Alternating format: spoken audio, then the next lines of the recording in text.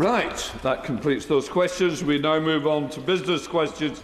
Acting Shadow Leader of the House, John Morrissey. Thank you, Mr. Speaker. Will the Leader of the House give us the forthcoming business? Leader. Thank you, Mr. Speaker. On Monday, the 2nd of March, we'll have the second reading of the Representation of the People Bill. Tuesday, the 3rd of March, my right honourable friend, the Chancellor of the Exchequer, will make a spring forecast statement, followed by consideration of Lord's amendments to the Sustainable Aviation Fuel Bill.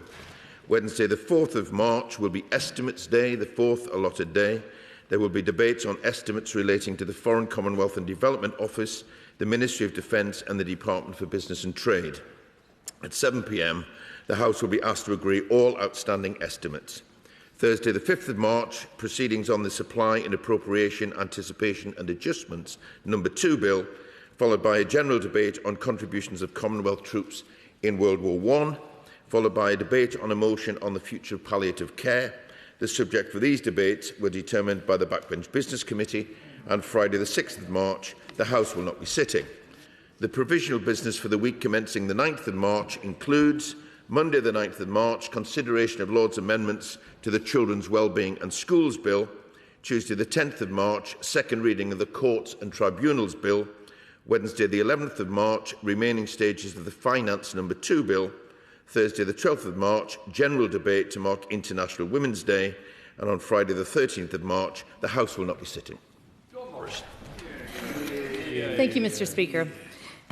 It is a pleasure to be doing business questions and responding to the right honourable gentleman who, like myself but more grand, was a chief whip and much respected and revered and sometimes feared by members of this House. And I'll be honest, Mr. Speaker, even I was terrified of him, and we're not even in the same party. So it is a pleasure to be here today. And as we reach the 4th anniversary of Putin's invasion of Ukraine, it is important that we restate our unwavering support for the people of Ukraine. We must never abandon them. And I know it's been a challenging few weeks for the Labour Party. We've all been there. They've come to realise what the British people long understood, that we have a Prime Minister who has U-turned on every principle he held and every promise he made. A Prime Minister elected on a promise not to raise taxes on working people. Then he raised them. A Prime Minister who promised to be pro-business, but and he has become the most anti-business Prime Minister of modern times. A Prime Minister who promised to raise standards in public life, but is presiding over an ever-growing mountain of government scandals. The grown-ups are back in charge, no more sleaze. How's that going for you? Whilst the Prime Minister stumbles on, his ministers are now out of control and out of their depth. And the British people are paying the price. Let me start with the Justice Secretary. This week we saw he intends to pursue his reckless plan to cut jury trials, a principle that has existed for over 800 years, a principle he wants to wreck without proper debate in the House. So will the Leader of the House give me as a categoric assurance that the changes to the Justice Secretary wants to make, that we will have time to debate in the House before we get to May? And now, let me turn to the Education Secretary of State and Equalities Minister. There can be no justification for the delay in providing guidance on single-sex spaces. The Supreme Court ruled a year ago that biological sex defines a woman, a fact that most people knew without needing a judge to tell them. I don't know if the Education Secretary, deep down, still doesn't agree, but the inaction must end. So will the Leader of the House confirm when the guidance will be laid before the House and grant a debate in government time on the unacceptable delays and risk it has proved to women and girls? Now let me turn to the Chancellor. This week, the Chancellor's entrepreneurship advisor shamefully said that Britain doesn't need more restaurants, laying bare what we already knew. This government is determined to tax our hospitality businesses to extinction. So, will the Chancellor apologise for her advisor and sack her, or back her and agree with her anti-hospitality stance? Will the Leader of the House grant a debate in government time on our pubs and hospitality so that members, at least on this side of the House, can have a debate and show their support for the hospitality sector? And we want to move forward, making sure that this crippling tax burden is removed from the hospitality sector moving forward. And, Mr. Speaker, it is now clear that we have a Prime Minister with an out-of-control government buried deep in scandal after scandal, failure after failure, broken promise after broken promise. A Prime Minister without principle, a Prime Minister without purpose, a Prime Minister without a future, and the British people deserve better. Leader of the House. Thank you, Mr. Speaker. And I thank the honourable lady for her questions and for her warm welcome. But let me gently warn her that soft soap will get her absolutely nowhere. Let me join with her in expressing our continued support for Ukraine. This week marks 4 years since Putin's full-scale invasion. The government remains steadfast in its support, as did the previous government, for the people of Ukraine. And this week we announced a landmark sanctions package against Russia. We will, Mr. Speaker, stand with Ukraine as long as it takes to achieve a just and lasting peace, which underlines the importance of NATO and, frankly, the foolishness of any party in this House who wants us to leave NATO. Mr. Speaker, I'm sure the whole House will wish to congratulate Team GB on their most successful Winter Olympic Games ever, and send our best wishes to Paralympics GB ahead of the Paralympic Winter Games starting on the 6th of March. Mr. Speaker, I also want to send my condolences to the family and friends of Harry Barnes, who passed away last week. He diligently served as MP for North East Derbyshire for nearly 20 years. I also wish to send my condolences to the family and friends of Martin Butler, who was the co-founder of the Terence Higgins Trust. And as so, Martin supported the Trust for 5 decades and fought for LGBT rights, and it's undoubted, Mr. Speaker, that his legacy will live on. This week, Mr. Speaker, Ofgem has announced that electricity bills will come down for millions of households as a result of the action that we took in the budget. And as we've announced, Mr. Speaker, we have announced major changes to the SEND system. We're putting children and young people first. Every child with additional needs will benefit from a better, more tailored support with SEND support in every school and community.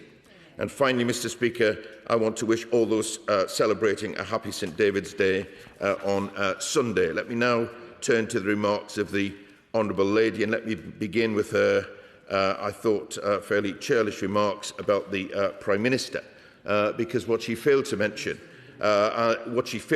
because he is doing such a good job, I'm pleased the honourable gentleman acknowledges that, that inflation is falling, that interest rates have fallen 6 times since the general election, retail sales are up, wages are up, and the economy is growing. So I think that is a record upon which we should be proud. And let me turn to the question of the Prime Minister's integrity and just draw the comparison, Mr. Speaker, to the integrity of my right honourable friend with the fact that the Honourable Lady was one of the very last people in the redoubt with Boris Johnson, not joining others in holding the former Prime Minister to account. Let me turn now to the Courts Bill. I've already announced, Mr. Speaker, the second reading of the Courts Bill. There will be plenty of time to debate. I will bring forward the next stages in the usual way. And similarly, with the guidance that she refers to, we will be bringing forward, we've committed to bringing forward that guidance, and we will do, and there will be time for a debate of these important matters, but it is important that we get it right. In terms of hospitality, Mr Speaker, there will be further opportunities to debate these issues when the Finance Bill returns, but let me just remind the House that under the previous government 7,000 pubs closed, and she refers to that as the support of her party for pubs. Goodness me, Mr Speaker, what would it be if they hadn't supported those pubs? But we're not going to take any lessons about hospitality from the party opposite. Chris Bloore. Thank you, Mr Speaker. My constituent Bethany is 27 and has spent time in various residential care units with at-home support provided by Worcestershire County Council. During that time, she's experienced unexplained injuries and neglect, resulting in health problems and weight loss. Her family have submitted various complaints about this poor treatment, but the council will not provide a final response to their complaints and have not replied to my office's multiple requests for this to happen.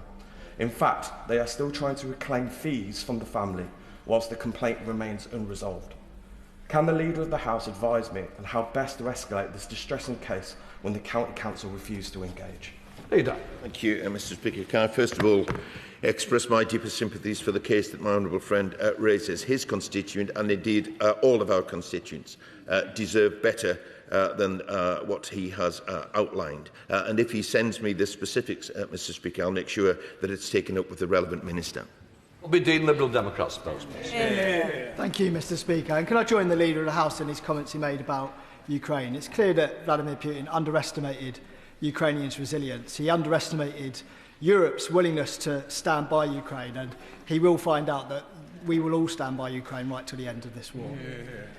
I'd like to move on to the cost of living, Mr Speaker, and how it's been piling pressure on people for years. And this has meant that people have been plunged into debt. And they're into debt via various bodies. Citizens Advice and people like Step Change offer advice on how to get out of those debt situations. One of the things that they commonly raise with me, and I see it in my own inbox as well, is the aggressive debt recovery actions of those in the public sector. So if you fall behind on a council tax payment, often councils are quite quick to cancel your existing payment plans and order that you pay a fine, and that get to the stage of bailiffs quite quickly, often within 6 weeks. And this is different to what happens in the private sector, where they're more heavily regulated. They need to show more meaningful engagement with residents, offer payment plans, and get to court action much later. I see it again in the case of Department of Work and Pensions.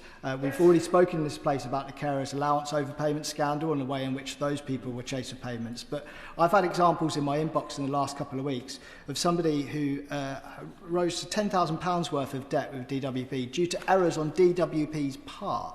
And they started getting chased aggressively for this. And of course, they can automatically deduct payments from universal credit almost immediately, up to 15%, leaving the resident with no understanding of what's happened in the past, let alone how they're going to manage going forward. And of course, there are new powers that the government's seeking to be able to go into bank accounts directly and take payments. And it's going to be extremely worrying given the errors that DWP have made in the past. And so this doesn't only relate to DWP, I think this relates to all public sector bodies, so I'm not quite sure who the relevant minister to put this to is, but I would appreciate if the Leader of the House could engage with the government and see if they can get a more sympathetic and understanding debt recovery process across public sector organisations.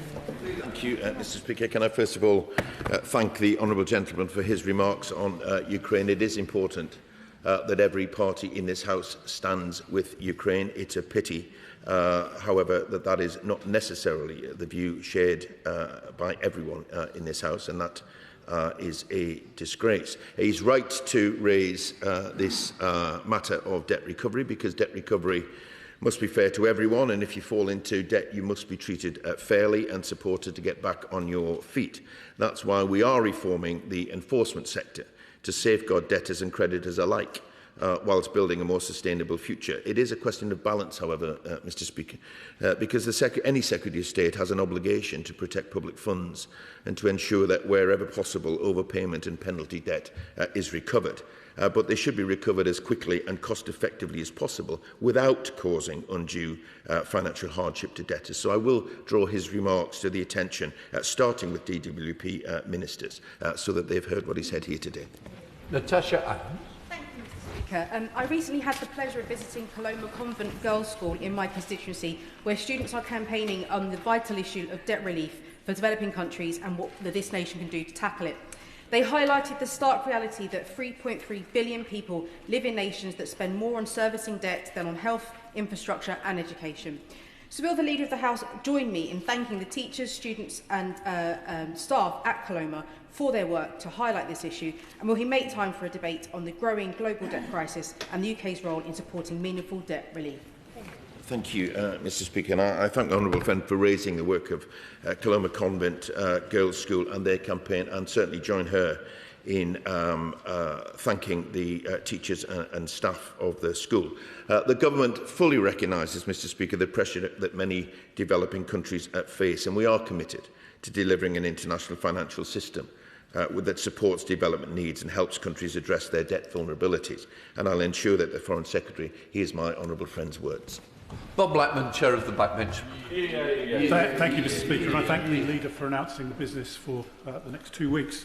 And can I make a plea to him and to you, Mr Speaker, for the Estimates Day debates? We had 7 excellent bids, had to choose 3 of them, but time will be compressed in those debates. So I hope that a very high bar for UQs will be initiated and the government will not put on statements on that particular day. Hell, don't put as many in from the government side.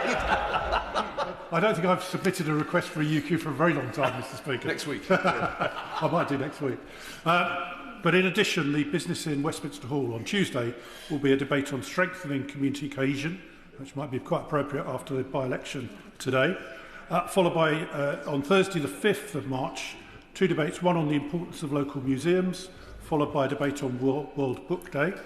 On Tuesday the 10th of March, a debate on important sale of fur and fur-related products.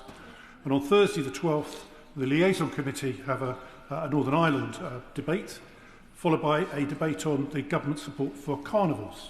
And on Tuesday the 17th of March will be a debate on productivity and economic growth in the East Midlands. Now, Mr Speaker, in business questions, there's frequently raised the unfair service charges that are implemented by companies across the UK. But I think I've got one that tops the lot, because in my constituency we have a development called Stanmore Place, which has a mixture of housing association managed property and 798 private leased properties. This is managed by St Edward's Homes and have a managing company called R&R. Now, due to the incompetence of R&R in the management company, they failed to actually deliver the costs of heating for the shared services for the last 10 years.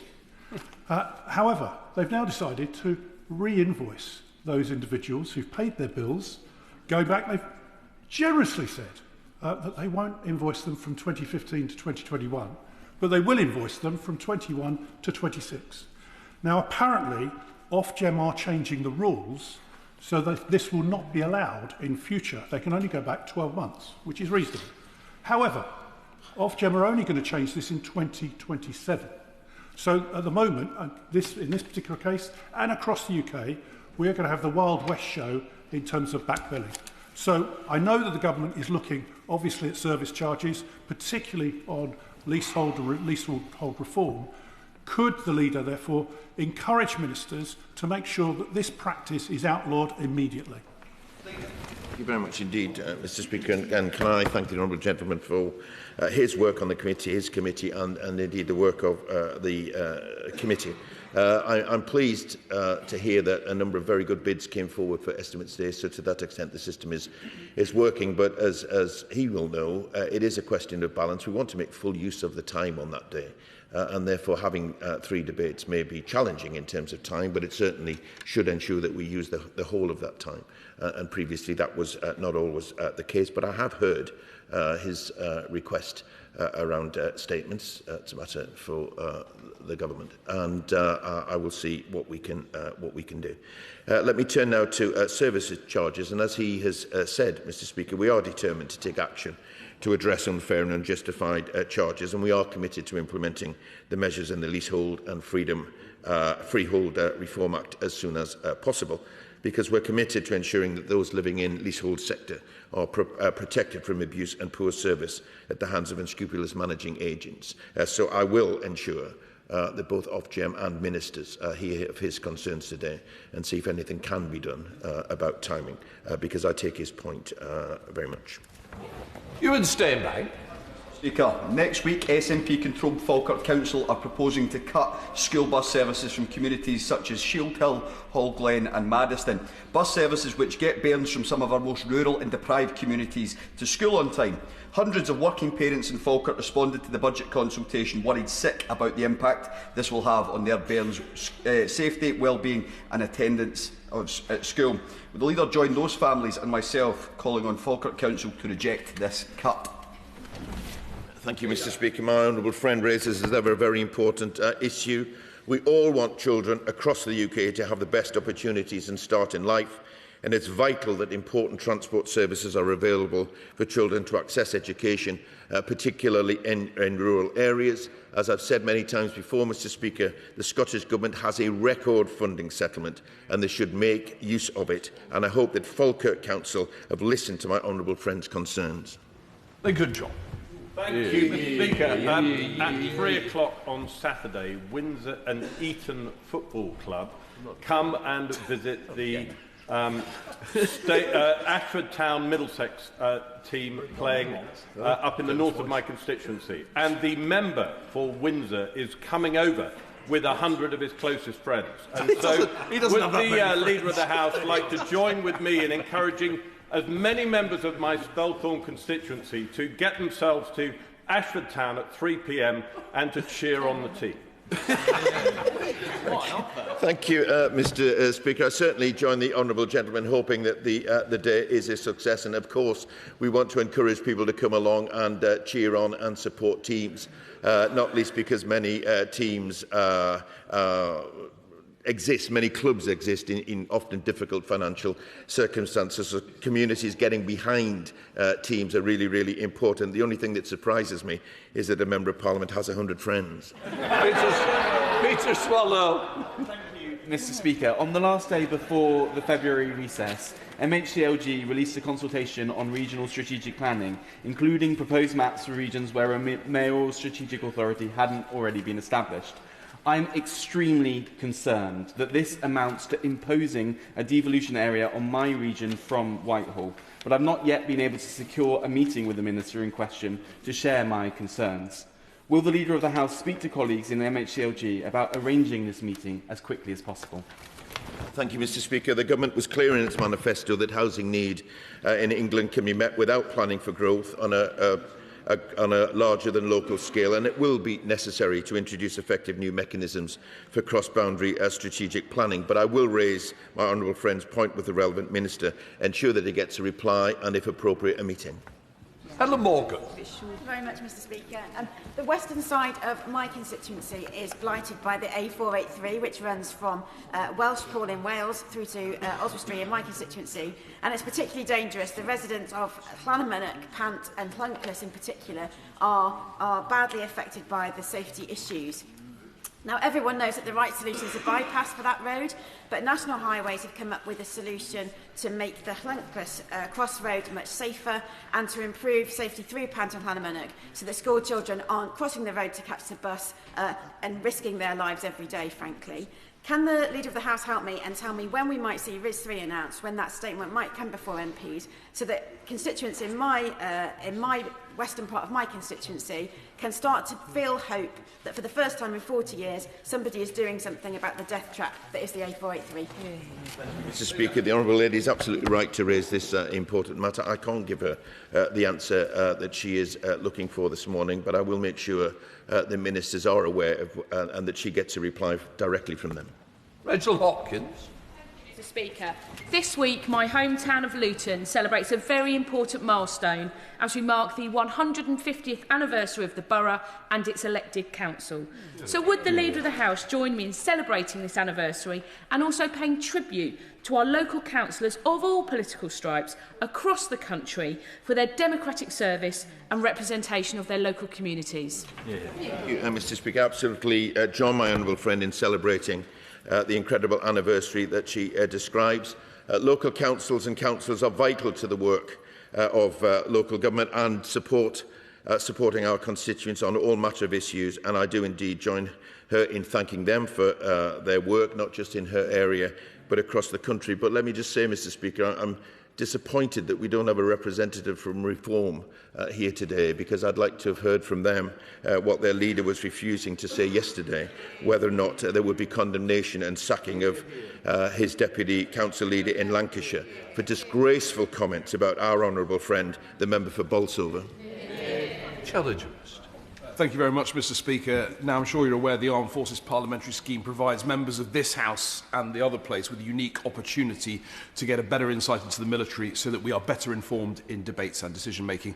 And yesterday, Wing Commander Greg Smith finally retired from the RAF after not only 10 years of running the Armed Forces Parliamentary Scheme for that service, but also a very, very distinguished active service with the RAF, fast jets in the Cold War, in the Middle East, in the Balkans, before taking on operational roles, multinational operational roles with NATO, and then the most challenging role of all, which of course is herding members of Parliament to bases both in the UK and abroad. So will the Leader of the House join me in thanking Wing Commander Smith for his extraordinarily distinguished service and wishing him all the very best in his retirement? Well done. Well done. Thank you, Mr. Speaker. Let me pay tribute to everyone involved in the Armed Forces Parliamentary Scheme, because it has had a profound effect, I know, on colleagues over the years, and is so important, not just informing members of this House, but ensuring that we're able to debate all matters around armed forces with some even greater knowledge. So I'm very happy to wish Wing Commander Smith all the very best for the future and thank him for everything that he's done. Thank you, Mr. Speaker. Mr. Speaker, my constituent Isabel Rose suffered a horrendous event in Hong Kong almost exactly 2 years ago, where she was sexually assaulted and violently raped. She went to the authorities in trust to report this and has since had that, and it was not properly investigated. Given this government's support for tackling violence against women and girls here in the UK, doesn't the Leader of the House not think it's time that we had a debate in government time about violence against women and girls and the underreporting of sexual assault, which is underreported in Hong Kong more generally? And will he also flag this issue to Foreign Office ministers? Thank you, Mr. Speaker. I'm very sorry to hear of the case that my right honourable friend raises. The government is absolutely committed to tackling violence against women and girls wherever it happens, Mr. Speaker. And there are opportunities for debate these matters, but I'll certainly see if there are further opportunities for my right honourable friend to raise her concerns. But I will also draw it to the attention of Foreign Office ministers. Bill Roberts. Mr. Speaker, the England Beach Soccer Association has an agreement with the FA as its delivery partner into FIFA. However, it's not recognised as a standalone sport by Sport England, which means it can't benefit from funding. It doesn't receive anything from the FA either. It is a growing sport with 30 years of history behind it, and crucial, particularly in coastal areas where you don't need facilities other than a beach. Will the government consider setting aside time for a debate about the importance of open-air sport, beach soccer, and getting, finally, recognition from Sport England that I think, and I'm sure other members feel, it rightfully deserves? Thank you, Mr. Speaker. And I certainly join him in praising those involved in beach soccer, not least because we've got some fantastic beaches in my constituency. He may wish to call and seek an adjournment debate, Mr. Speaker, to raise these important matters, but I'll certainly draw them to the attention of the appropriate minister. And if he wants a meeting to go through the advantages of supporting beach soccer, then he may be able to make his own case then. The backbone. Thank you, Mr Speaker. May I ask the Leader of the House whether the Government will make time for the Secretary of State for Housing, Communities and Local Government to report to this House on the findings of the best value process for the mayoral Tees Valley Combined Authority as the 12 months of the best value notice draw to a close. In that period, Mr Speaker, Mayor Ouchin has been required to relinquish the chairmanship of 3 development corporations. The authority has seen changes to all 3 statutory offices, with an outgoing Director of Finance referring to informal agreements between the STDC and Tees Works, and interim officers resigning. Its external auditors, EY, have disclaimed the last 2 years' accounts, with reports suggesting a further year of disclaimed accounts is likely. Given these serious and continuing concerns regarding finance, governance and audit, will the Government provide an opportunity for a full statement on the conclusions reached and any further steps proposed to secure best value and restore confidence and the future of the development corporations themselves? Thank you, Mr Speaker. My honourable friend sets out further disturbing news from Tees Valley, and he described me earlier as a pussycat on some matters. Well, on these matters he's been a terrier over the years, because he has pursued these matters on behalf of his constituents and indeed the wider region, and he's absolutely right to do so. If he wishes a meeting to draw that to the attention of the Secretary of State, then I will help him to arrange that. And if the Secretary of State wishes to bring forward a statement on these matters, that's a decision really for him. Thank you. Helen. Thank you, Mr Speaker. The Greater Cambridgeshire Planning Service, which covers both South Cambridgeshire and Cambridge City Council, is an award-winning planning service which has one of the highest build-out rates in the country whilst maintaining high environmental standards, and is recognised for that by the government's own Cambridge Growth Company. Yet it is facing right now a perilous situation with unplanned speculative development as a result of a ridiculous anomaly.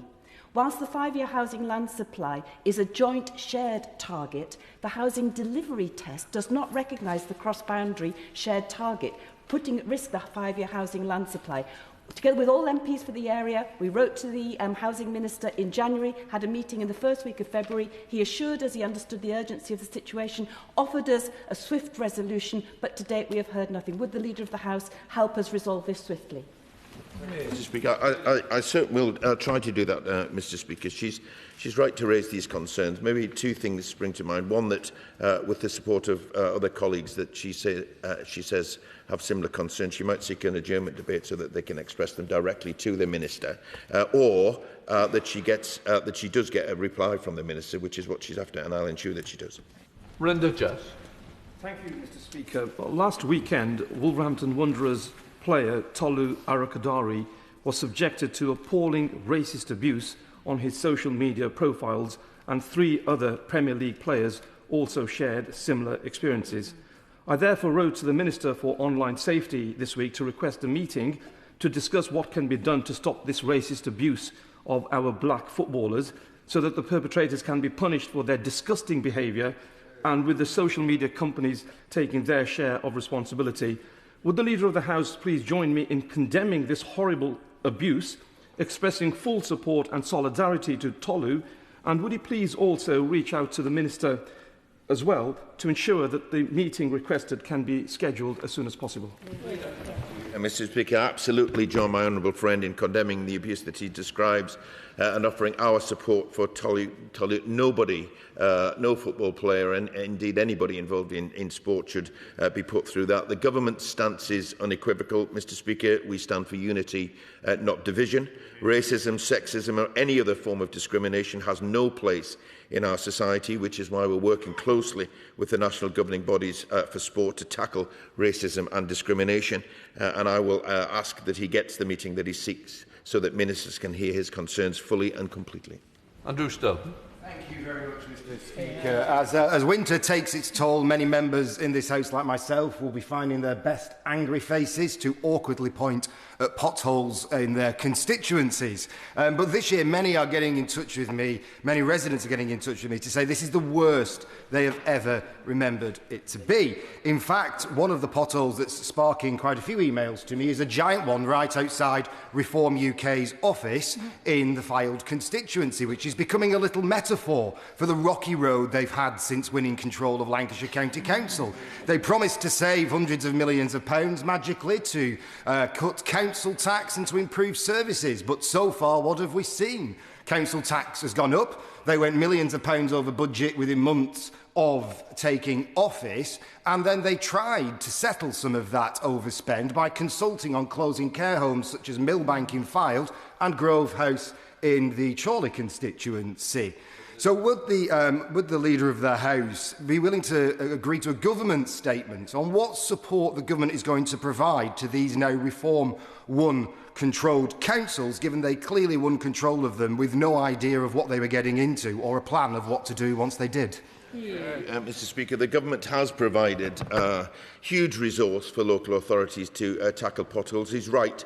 I think given the fact that it's been a very wet winter, Mr. Speaker, potholes appear to be prevalent everywhere. But on the issue of reform, Mr. Speaker, once again, it sounds as if this Reform Council over-offers and under-delivers and is, like other Reform Councils, providing poorer services and yet at the same time putting council tax up. So I can't offer him a debate or indeed statement in government time, but I do hope that when they get the opportunity that electors in his area make their views absolutely clear. Helen Dollingall.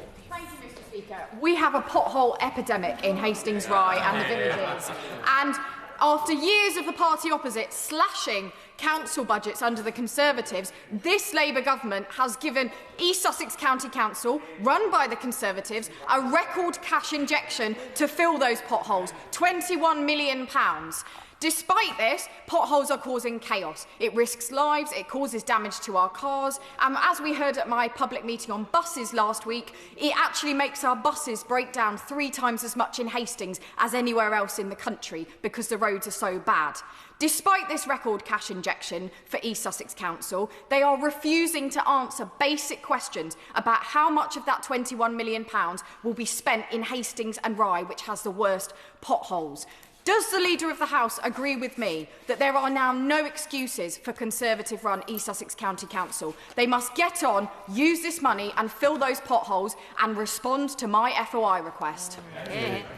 Absolutely, Mr. Speaker. They should do that, and they should do that as a matter of urgency. It's gross discourtesy to a member of this House for any council not to take these matters seriously enough. But, Mr. Speaker, it does seem that we're not just criticising reform councils for these matters. We're now, quite rightly, condemning Conservative councils, and where they are not listening to their residents, then they should. As I said in my previous answer, there is a record amount going in from government to fix them. The money must be used effectively so that our constituents must see those benefits. But I thank her for bringing this matter to the House, and I would encourage her local Conservative council to listen to her important contribution, the views of their community, and to get back to her with the information that she rightly seeks.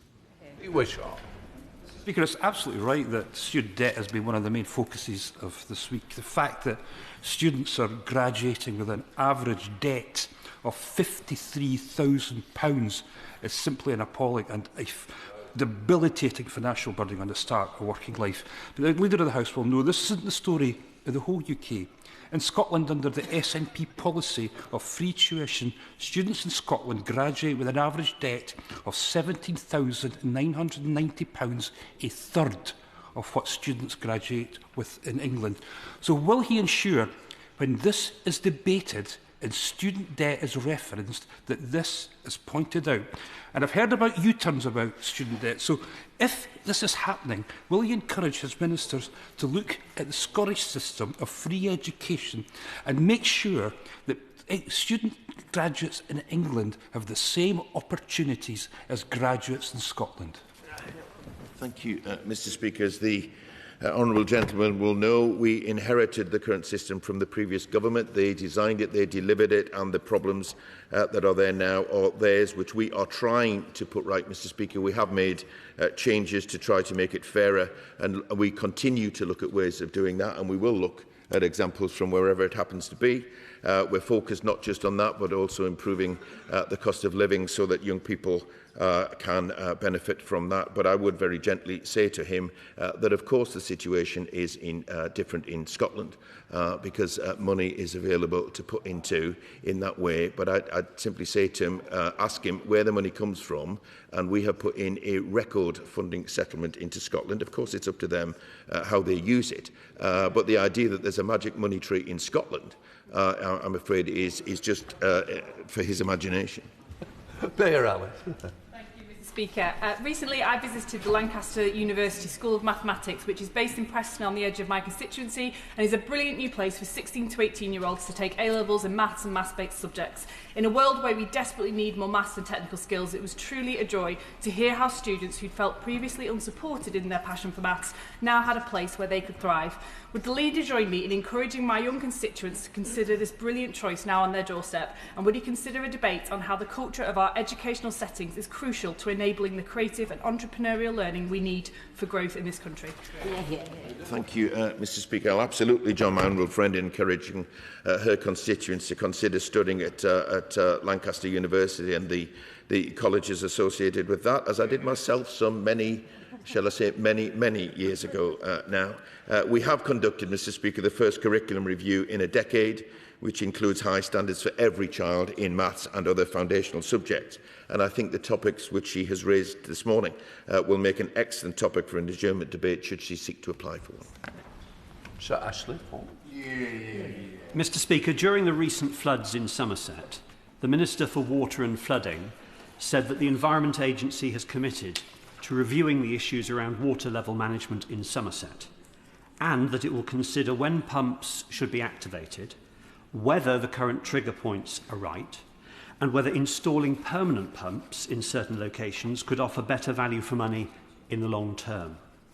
Now, given the agency's decision to withdraw from main river maintenance, can I ask the Leader of the House for a debate in government time so that we can discuss these issues and the Environment Agency's effectiveness at preventing flooding?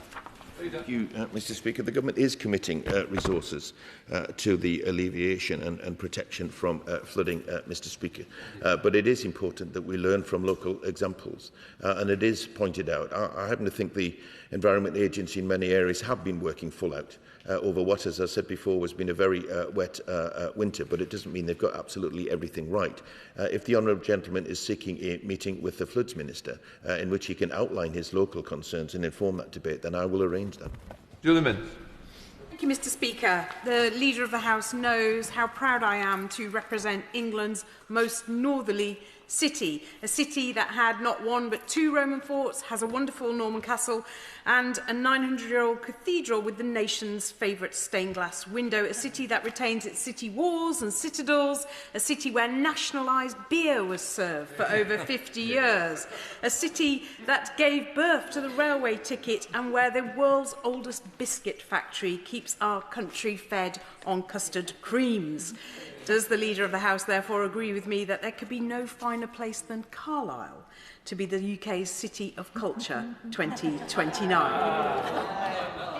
Thank you, Mr. Speaker. My honourable friend, as ever, is a strong advocate for her city of Carlisle. She paints a very attractive picture and a realistic picture of what is a fantastic place. And when she refers to 50 years of nationalised beer, it's fair to point out that it was actually a Conservative government that nationalised the breweries in Carlisle, which is interesting, I think. Obviously not that interesting. The City of Culture competition, as my honourable friend has pointed out, is a brilliant opportunity for our constituents to show their pride in cities. And I wish all the applicants good luck wherever they are, but including Carlisle, because it is, as I said before, a fantastic city for all the reasons that she lists and more. Thank you, Mr. Speaker. Specialist hospitals, by which I mean major trauma centres, trauma units, cardiac centres, burn centres, the stroke units and sometimes our children's hospitals as well, are the main destinations for most time-critical and seriously injured and ill patients. The same patients our amazing air ambulance services routinely treat and take to hospital. Can the Leader of the House speak with his health and planning colleagues to ensure that helipads with 24/7 access are mandated for all specialist hospitals, particularly as currently the national guidelines for planning don't protect hospital helipads, nor do they include hospitals or aircraft operators and air ambulance charities as statutory consultees for development with proximity to existing helipads, as this can affect their utility for safety reasons. Speaker, and I join with her in praising the work of everyone involved in air ambulances, but also the importance of the hospitals that she refers to. And in fact, in many newer ones, I think, including Northumbria, that serves my constituency, there is a helipad. And there's also very good air, but it's not across the board. And I think she raises a very important point, actually, and I will draw that to the attention of the Health Secretary. Tim Rocker. Thank you, Mr. Speaker. May I ask the Leader to join me in congratulating Dan Blackman and thanking all those at the Silk Life Food Bank at the Silk Life Church, along with other food banks and community groups across Macclesfield, including Create and Core, for the extraordinary dedication they show in supporting people facing food poverty.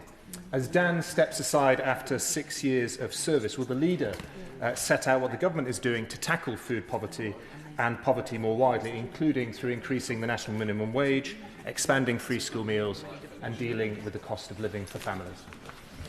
Thank you, Mr. Speaker. Absolutely, John, my honourable friend, in congratulating Dan Blackman on an expansive dedication to his community and through that to all of those involved in every community doing such important work. Groups like Silk Life Food Bank support people in their time of need, and we're very grateful for that. Of course, we'd like to be in a situation where, quite frankly, they weren't necessary, but unfortunately, they continue to be necessary. The last government presided over the first Parliament in modern history to see a fall in living standards, and this government is determined to tackle poverty, including by lifting the two-child limit, expanding the Warm Homes discount and extending the Household Support Fund. But in the meantime, I thank Dan Blackman and all the volunteers for all the work that they do. We're Hamas.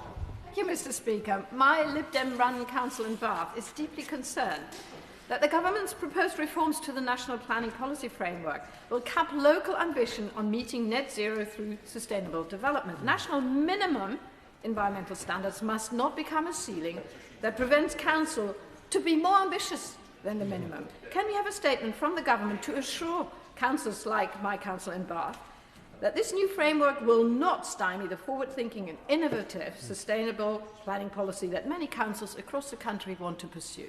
Thank you, Mr. Speaker. While I understand the honourable lady's concerns, as I've said before, regarding infrastructure planning, there is a balance to be struck here, Mr. Speaker.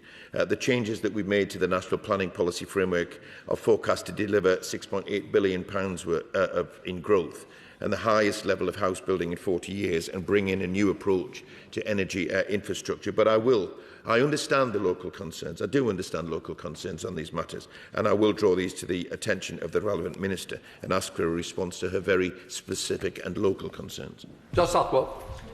Thank you, Mr. Speaker. Solitary confinement beyond 15 days is considered psychological torture under international law. UN experts report that the former Prime Minister of Pakistan, Imran Khan, has been held in solitary confinement for up to 23 hours a day, raising concerns about mistreatment. Reports suggest he is losing vision and belatedly receiving treatment only after repeated pleas. His lawyers have petitioned the Supreme Court of Pakistan to transfer him to Shifa International Hospital for specialised care. Given the serious concerns raised by my constituents, will the Leader ask the Minister what representations have been made to ensure he is treated fairly and with dignity? Thank you, Mr. Speaker, and I thank my honourable friend for raising this important matter. Pakistan's judicial processes are, of course, a domestic matter, but we would urge Pakistan to respect the fundamental freedoms of all of their citizens, including Imran Khan. We are concerned by the use of military courts for civilians due to potential issues with transparency, but I will ensure that the Foreign Secretary heeds his concerns and gets a response. Khan. Thank you, Mr. Speaker. Mr. Speaker, Birmingham residents and I are appalled at Birmingham City Council's botched sale of a former Newtown swim baths and New Aston House. A bid was put in for a property by a charity dedicated to educating, serving and uplifting the local community. And after the bid was approved by the Cabinet Committee, that decision has now been overturned. I'm not going to mention any names of organisations or the politicians or indeed council officers because it may become a legal proceeding. But it's on good authority that this distortion of due process was a result of some politicians in Birmingham. I've never encountered anything of this nature in the 20 years of my political and public life. So I ask the Leader of the House, will he make time for a debate on the noble principles so we can discuss the ethical limits of members' powers and the harm that can be done when party politics infringe on non-political local business? Thank you, Mr. Speaker. The honourable gentleman raises concerning matters. I would encourage him to seek an adjournment debate where he can not only set out his concerns in more detail but get a response from the relevant minister. Thank you, Mr. Speaker. Mr. Speaker, this week one of my constituents experienced a homophobic attack in an area in Oxford Street from a shopkeeper who runs one of the American candy stores. This is a stark reminder not only of some rogue traders that are operating on Oxford Street but also of the ongoing presence of homophobia in our society. Will the leader help me to secure a meeting with the relevant minister to make sure we get rid of these rogue traders off Oxford Street for good? Thank you, Mr. Speaker. And I thank my honourable friend for championing unity, not division, Mr. Speaker, and working to make our high streets safer. All forms of hatred are completely unacceptable and have no place in our communities. And the government is clear that those who commit hate crimes will face the full force of the law. So I will ensure that my honourable friend gets the meeting that she requests, but also encourage her and other honourable members to attend the debate on community cohesion scheduled for next Tuesday. Thank you, Mr. Speaker. An important frontline healthcare company operating within the NHS in my constituency and across Somerset has relied upon a certificate of sponsorship for a number of years to provide those services. That application was made to renew it in the normal way, but because the company changed its structure a few years ago, even though the qualified head of that company remained the sole director and remained the beneficial owner, because there had been a change in ownership, the Home Office has rejected the application for certificate of sponsorship and adding that there is no right of appeal. This could have a significant impact on healthcare services across Somerset. I've written to the Minister for Migration and Citizenship, and I'd be extremely grateful if the Leader of the House could help facilitate a meeting so that patients across Somerset do not suffer because of an overly heavy-handed approach to the rules around certificates. Thank you, Mr. Speaker. The honourable gentleman rightly raises a concerning matter, and if he lets me have further details, I will do everything I can to get the meeting for him that he seeks. Jacob. Mr. Speaker, a number of my constituents have been struggling with the DVLA. Several Type 1 diabetic HGV drivers who have to renew their Class 1 licences on a yearly basis.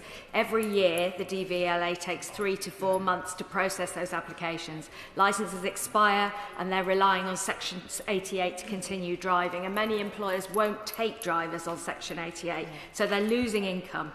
Could the DVLA need to look at either removing the requirement for annual renewal or speeding up that process, maybe by looking at getting reports from GPs rather than private consultants?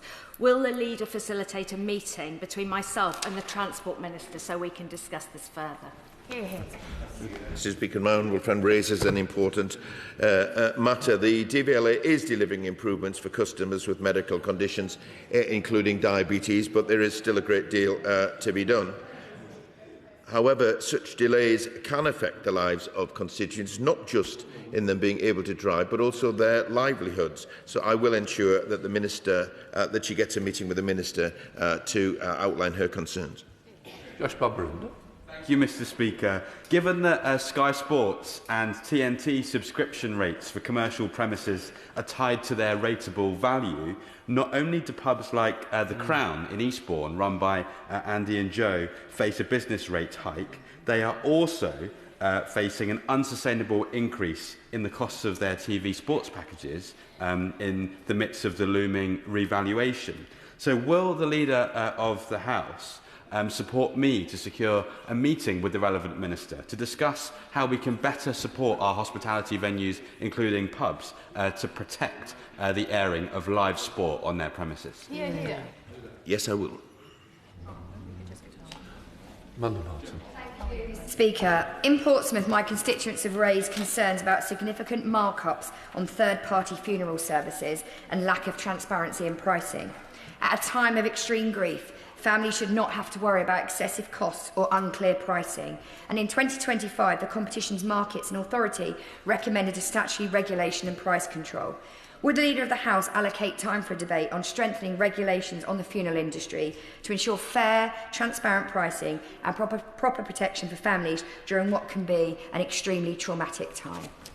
Thank you, Mr. Speaker, and I thank my honourable friend for raising this matter in the way that she has today. This is an issue that no one wishes to be faced with, Mr. Speaker, particularly at such a distressing time.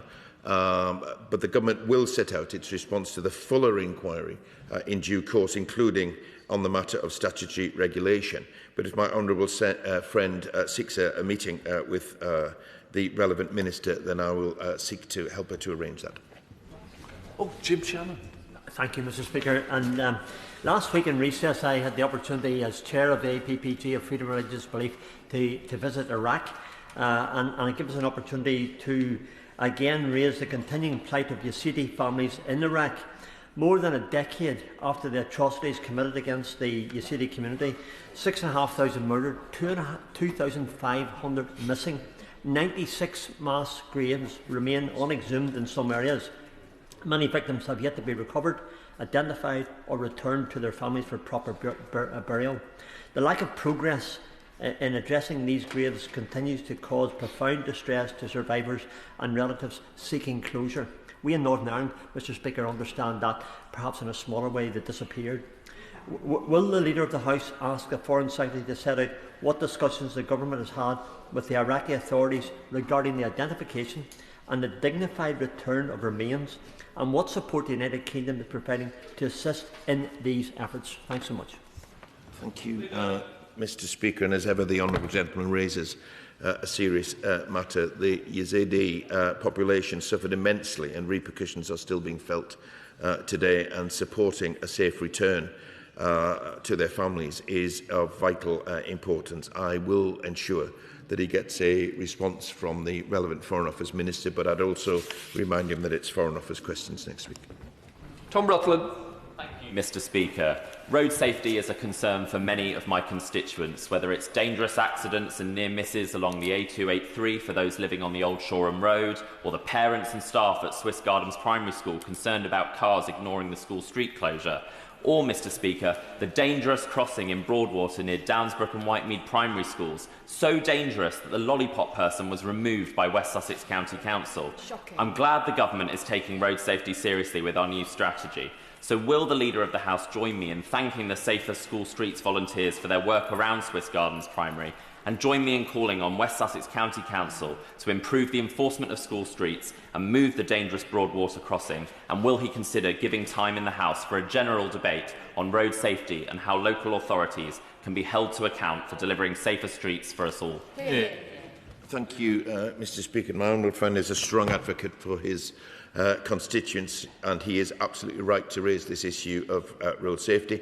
As he has said, Mr. Speaker, the Government is determined to take action on road safety, and our road safety strategy includes a plan to reduce deaths and serious injury on British roads by 65% by 2035. So I will join him, Mr. Speaker, as he requests, in thanking the Safer School Streets volunteers, not just in his constituency but across our country, for all their work in helping with road safety. And I hope that the other people involved in this who have an obligation to make streets safer in his constituency have heard his remarks today.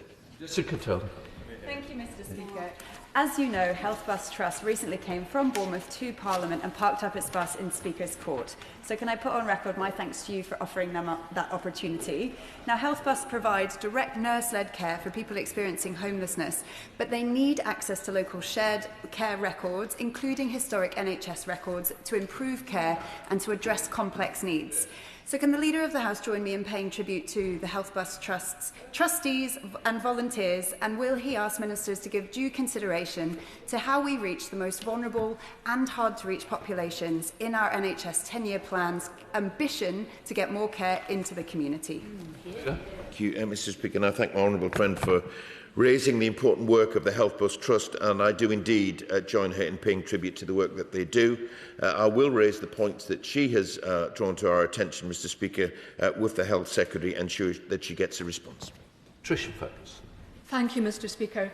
My right honourable friend is well aware of the ongoing issues with Royal Mail and the concerns many members and constituents have about the delayed delivery of hospital appointment letters and other important correspondence. The CWU advises that in Scotland, the problem of delivery office staff turnover is worse than in other parts of the UK.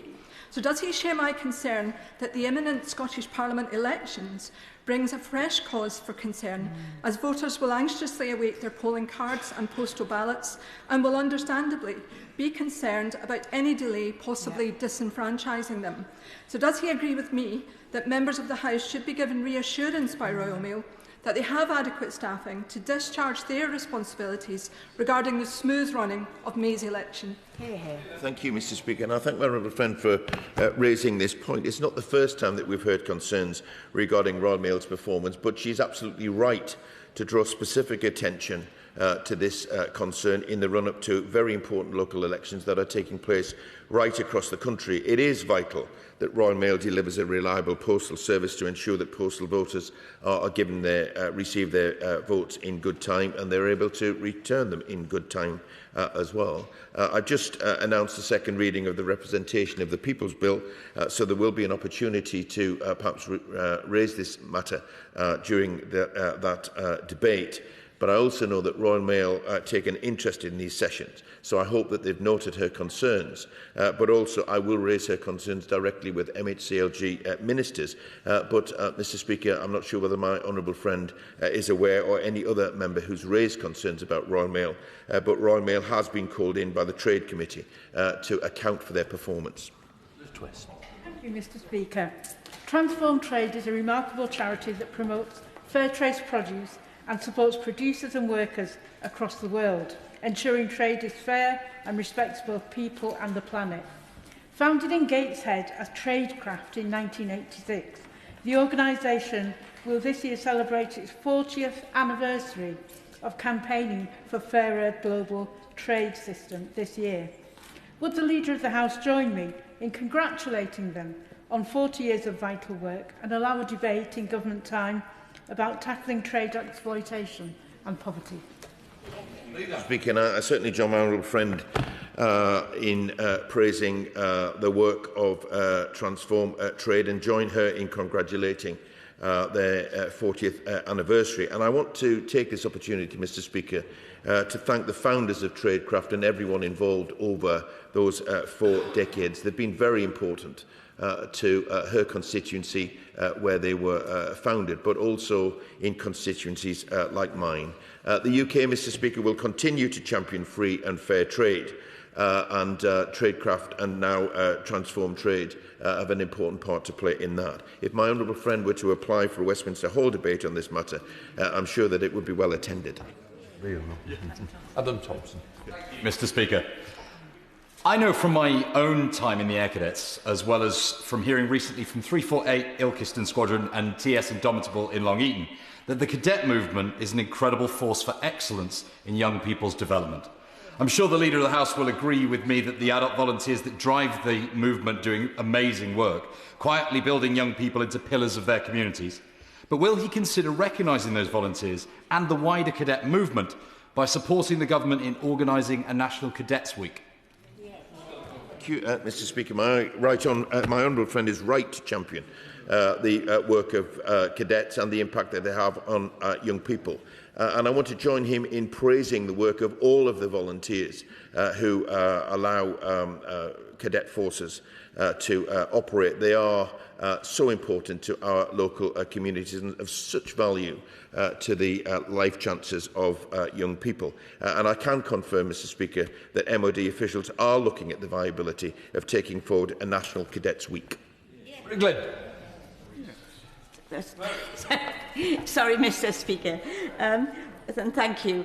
Over recent weeks, students and graduates have written to me about the broken student loan system. They tell me about the mental stress that the punitive interest rates are causing, and that the planned freeze of the repayment threshold will impact their living standards when they aspire to earn more and to spend more in the local community. Regional pay disparities have been a focus of the Government, so will the Leader of the House relay my concerns and encourage the relevant Minister to consider how the freeze will impact disposable incomes in Tyneside and across the North East?